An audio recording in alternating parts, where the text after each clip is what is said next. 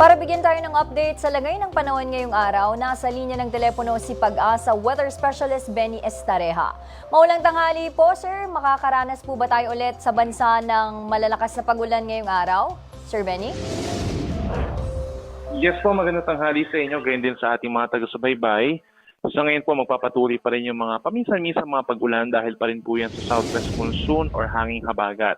Meron din tayong minomonitor na bagyo sa labas ng Philippine Area of Responsibility. Ito ay tropical storm with international name na nangka. At base sa ating analysis, ito po ay palayo ng ating kalupaan at hindi naman directly makaka-apekto sa alinmang panig ng bansa sa mga susunod na araw.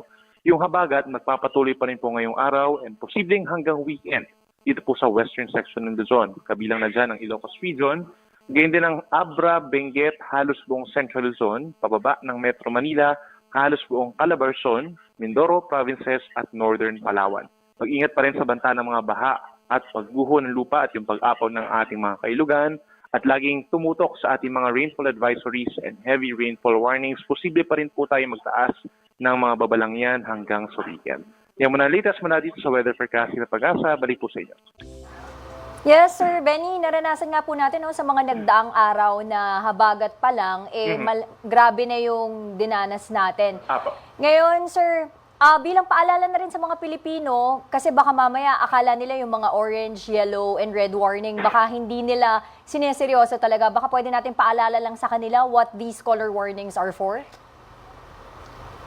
Yes, para sa ating mga total, lagi naman tayo nakatutok sa ating mga cellphone. Importante na nakafollow tayo sa Facebook page po ng Pag-asa, yung tinatawag natin na official website na panahon.gov.ph. Diyan po natin makikita yung mga warnings na advance. So, ibig sabihin, kapag alam na natin yung mga warnings na dumarating sa atin at hindi tayo masyadong nagre-rely dun sa rainfall at sa alerts ng NDRRMC, then makikita natin yung mga posibleng lugar na uulanin sa loob po ng 3 oras at yung mga posibleng magkaroon nga ng mga banta ng baha at landslides by looking dun sa mga warnings na merong sa mga lugar na merong orange, red, or yellow warnings.